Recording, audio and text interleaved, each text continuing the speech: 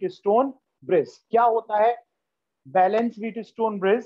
तो हेडिंग डाल लेंगे बेटा, पहले हेडिंग डालेंगे व्हीटस्टोन ब्रिज। व्हीटस्टोन ब्रिज नाम से पता चल रहा है बेटा, एक साइंटिस्ट थे जिनका नाम था व्हीटस्टोन। उन साइंटिस्ट ने एक ब्रिज बनाया।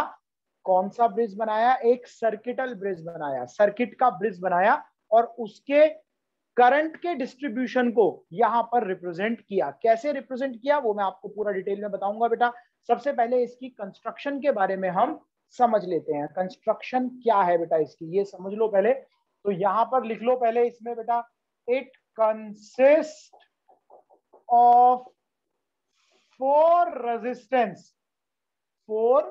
रेजिस्टेंस, चार रेजिस्टेंस होते हैं बेटा इसमें, पी क्यू आर एस, चार resistance P Q R S in the form of a diagonal, in the form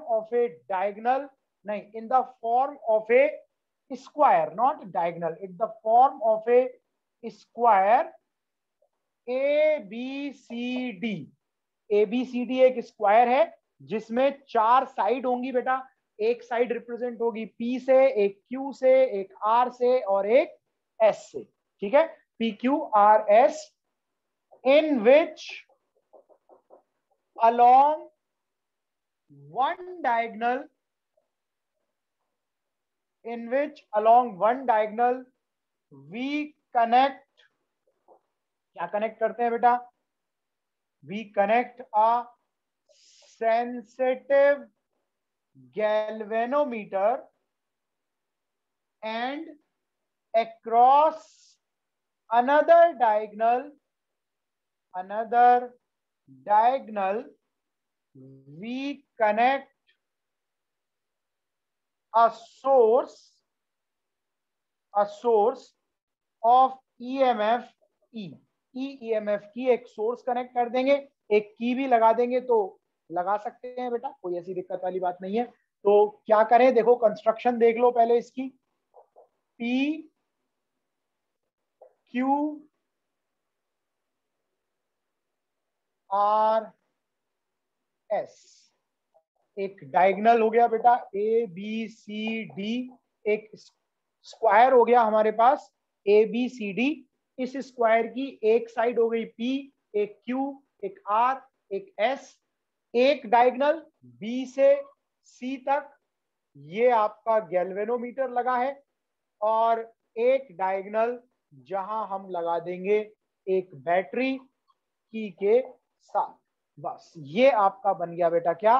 Wheatstone bridge. आप सोचेंगे यहां पर ब्रिज क्या है, तो ये गैल्वेनोमीटर यहां ब्रिज की तरह काम कर रहा है बेटा। यहां से करंट चलेगी, कितनी करंट चलेगी? आई करंट चलेगी बेटा। यहां पर दो पार्ट में डिवाइड होगी, पी वाले पार्ट में I1 करंट, क्यू वाले आर वाले पार्ट में I2 करंट।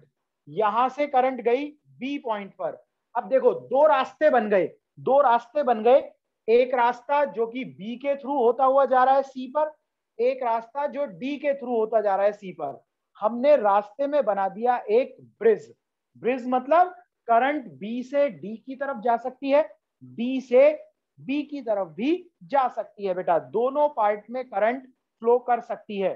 किधर करंट जाएगी ये कैसे डिसाइड होगा? ये डिसाइड होगा पोटेंशियल से। जहां पोटेंशियल ज्यादा होगा वहां से करंट दूसरी जगह की तरफ जाएगी। अगर बी पर पोटेंशियल ज्यादा होगा तो करंट बी से डी पर जाएगी, डी पर पोटेंशियल ज्यादा होगा तो करंट डी से बी पर जाएगी। फिलहाल मानकर चलो बेटा यहां से करंट चली गई आई जी, गैल्वेनोमीटर में करंट कितनी आ गई?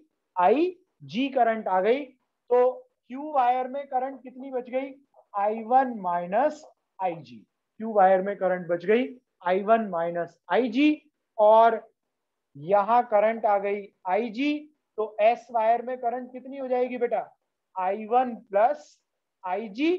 C पॉइंट पर ये दोनों करंट मिल जाएंगी, I1 minus IG plus I1 plus IG। IG cut जाएंगे, सर I2 होगा ना? I2 होगा बेटा, सही कह रहे हो, I2 होगा यहाँ पर।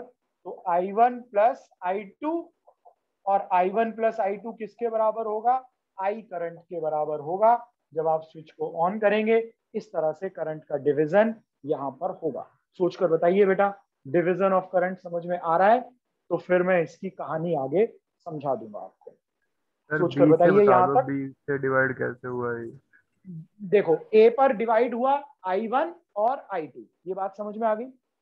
ए पर डिवाइड हुआ I1 और I2, P में चला गया I1, Q में R में चला गया I2।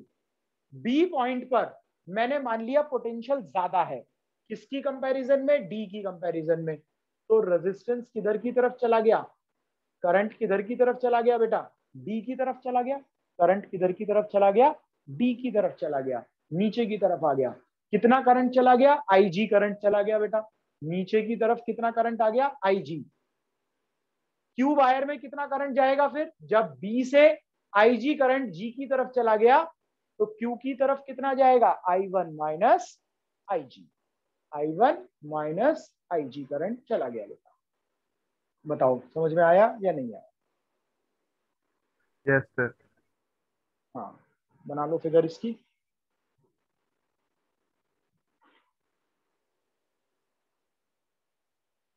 चलिए बेटा, अब आगे इसमें हम लोग क्या लगाएंगे बेटा?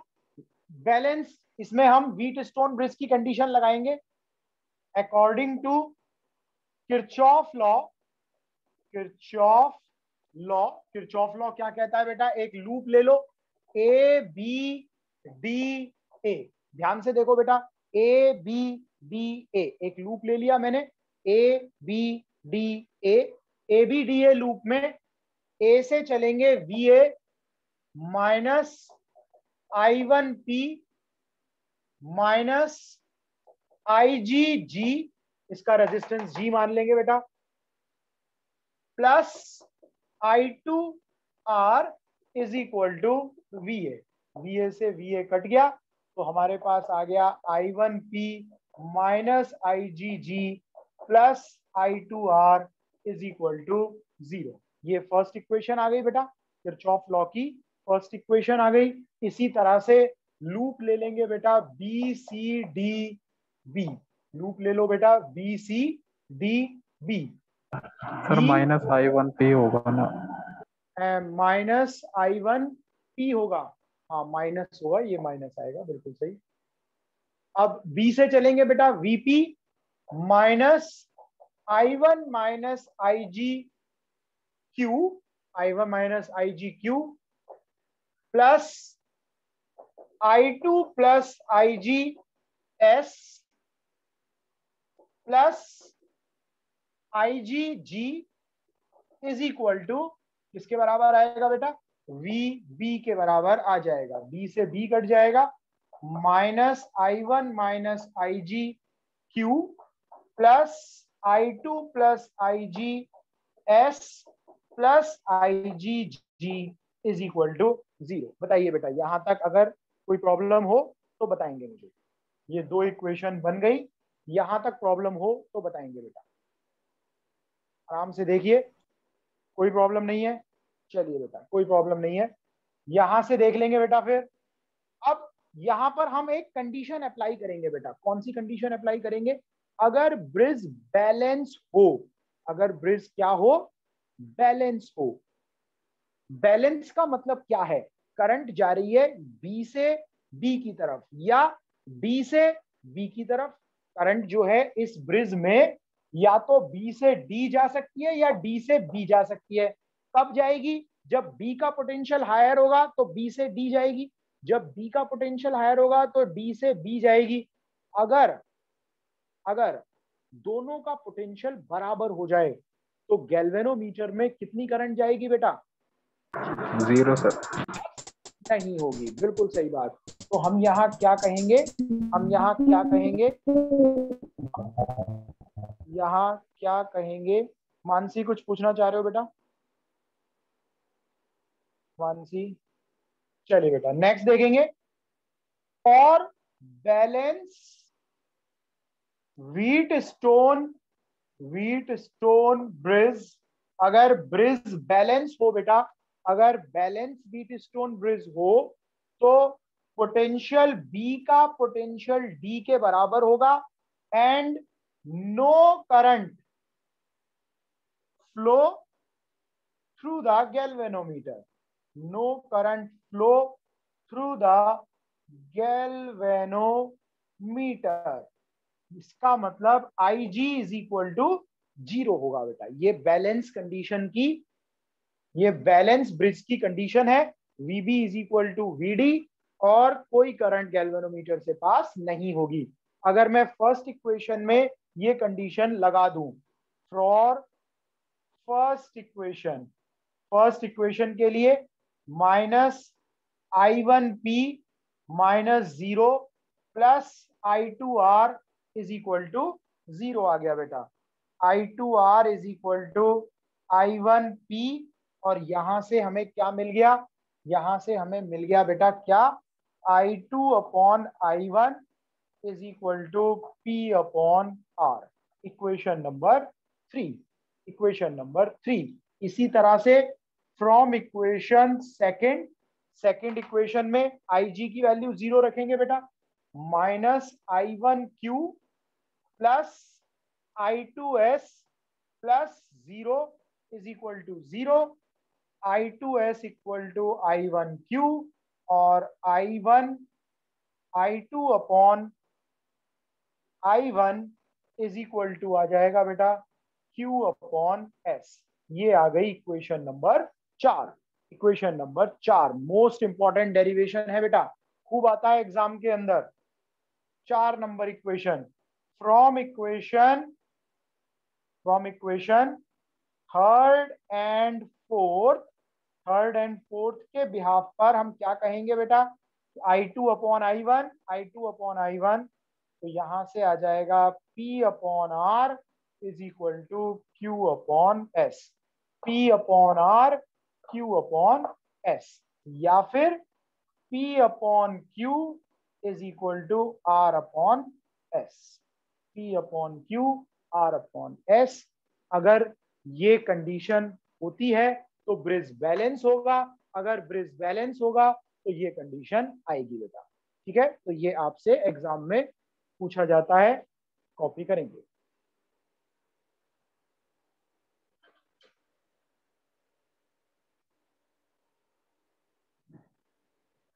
बड़ा कॉमन सा क्वेश्चन है बेटा।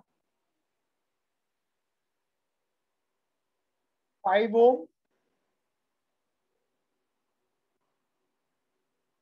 10 ओम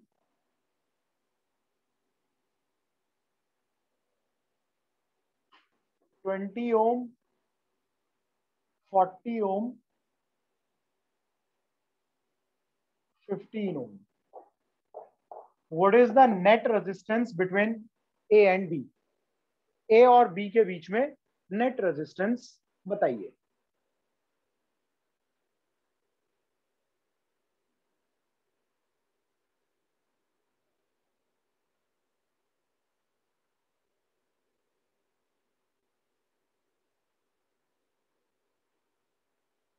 नेट रेजिस्टेंस बताइए। देखिए बेटा, इस फिगर को मॉडिफाई कैसे करेंगे, मॉडिफाई करेंगे, ये पॉइंट ए है, ये पॉइंट आपका, ये पॉइंट बी हो जाएगा, इस पॉइंट को सी मान लो, इस पॉइंट को डी मान लो। ठीक है, तो यहां से देखो बेटा, ए पॉइंट रेजिस्टेंस कितना आया 10 ओम, ये बी हो गया, ए और बी के बीच में 10 ओम आ गया बेटा, बी और डी के बीच में कितना आ गया 40 ओम, बी और डी के बीच में कितना आ गया बेटा 40 ओम। इसके बाद ए और सी के बीच में कितना आ जाएगा, ए और सी के बीच में आएगा 5 ओम, और यहां पर आ जाएगा बी सी और डी के बीच में कितना आ जाएगा 20 ओम, ये डी हो गया, और बी और सी के बीच में कौन लग गया बेटा 15 ओम, ये आ गया 15 ओम, ये आ गया आपका 15 ओम। तो ये फिगर और ये फिगर दोनों कैसी हैं बेटा, इक्वल फिगर हैं।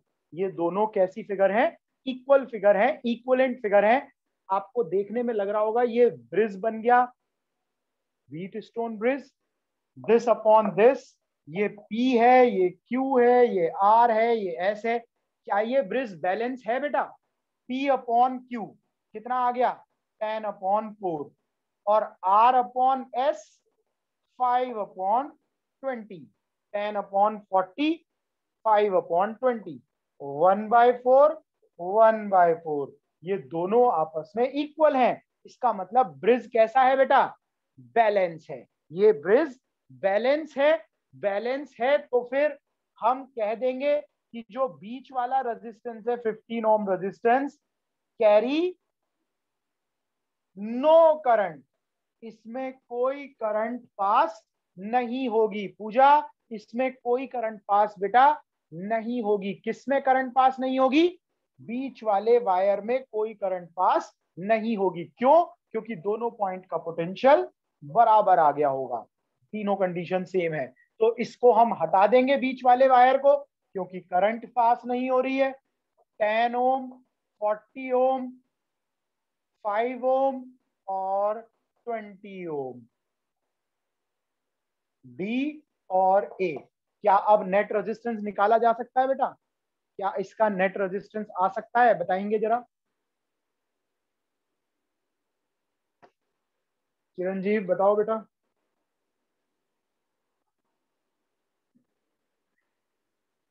नेट रेजिस्टेंस आ सकता है बेटा इसका। ब्रिज वाले कंडीशन में, अगर बैलेंस ब्रिज की कंडीशन में अगर आप बैटरी और गैल्वेनोमीटर को इंटरचेंज कर दें तो क्या इससे ब्रिज के बैलेंसिंग प्रोसेस में कोई चेंज आता है, आंसर आएगा नहीं आता है। अगर आप बैटरी की जगह गैल्वेनोमीटर लगा दें या गैल्वेनोमीटर की जगह बैटरी लगा दें, देखिए हमने पहले किया था A B C D, ये गैल्वेनोमीटर था और ये आपकी बैटरी लगी हुई थी बेटा, ठीक है। तो यहां पर कंडीशन आ गई थी हमारी P upon Q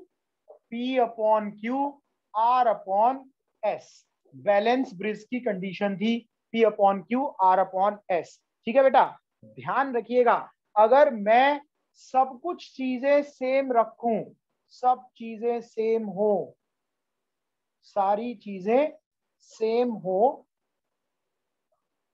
A B C D, बस इस बारी A B की जगह B C की जगह बैटरी लगा दी हमने, B और D की जगह बैटरी लगा दी बेटा, और A और C पर क्या कनेक्ट कर दिया, गैल्वेनोमीटर कर दिया। चलो इसको हम ऐसे कर देते हैं, A और C पर गैल्वेनोमीटर लगा दिया और यहां B और C के लिए क्या कनेक्ट कर दी, बैटरी कनेक्ट कर दी, P Q R S, इस तरह से कनेक्ट कर दिया। जस्ट मैंने रिवर्स कर दी चीजें, गैल्वेनोमीटर की जगह बैटरी लगा दी, बैटरी की जगह गैल्वेनोमीटर लगा दिया। याद रखिए बेटा, कोई फर्क नहीं पड़ेगा। देखो इस पर हम ध्यान से देखेंगे, इस डिवाइस को ऐसे घुमा दो, ऐसे क्लॉकवाइज घुमा दो, इसे 90 डिग्री क्लॉकवाइज घुमा देंगे बेटा, क्या बन जाएगा ये डिवाइस, देखो ध्यान से, ये पॉइंट डी आ जाएगा, आर ये बन जाएगा पी, ये बन जाएगा डी आ गया, ये ए आ गया बेटा यहाँ पर, ये आ गया यहाँ पर सी, नीचे आ जाएगा सी और यहाँ आ जाएगा B, A B C D, B C, इस तरह से ये डिवाइस बन जाएगा। ए और सी के बीच में गैल्वेनोमीटर लग जाएगा और डी और बी के बीच में बैटरी आ जाएगी। ये डिवाइस दोनों सेम है, बस इसको 90 डिग्री घुमाया है। आप देखो बेटा, R upon P is equal to S upon Q. तो technically P upon Q is equal to R upon S, same आ रहा है बेटा, ये रेशो इसी को रिप्रेजेंट कर रहा है। तो अगर हम बैटरी और गैल्वेनोमीटर को इंटरचेंज कर दें तो ब्रिज पर कोई फर्क नहीं पड़ता। यहां से इंटरचेंज कर दिया बेटा मैंने, इंटरचेंज करके थोड़ा सा घुमा दिया, वही कंडीशन दोबारा आ गई जो शुरुआत में हमारी कंडीशन थी। ठीक है बेटा, इसे आप कर लीजिए फटाफट, इंटरचेंज करने से कोई फर्क नहीं पड़ेगा। अभी हम स्लाइड वायर ब्रिज की भी बात करेंगे, नेक्स्ट क्लास में करेंगे, आज नहीं करेंगे। आज हमारी केवल यही क्लास होगी बेटा, सेकंड वाली नहीं कर रहे, ठीक है। तो जो पार्ट है बेटा उसमें स्लाइड वायर ब्रिज में भी मैं इसे प्रूफ करूंगा कि गैल्वेनोमीटर और बैटरी को इंटरचेंज करने से बैलेंस पॉइंट पर कोई फर्क नहीं पड़ेगा। वहां मैं एक्सपेरिमेंटली प्रूफ करूंगा बेटा, यहां हमने थोड़ा एक डायग्रामेटिकली या न्यूमेरिकली प्रूफ करा है, ठीक है बेटा। कॉपी करो यहां तक।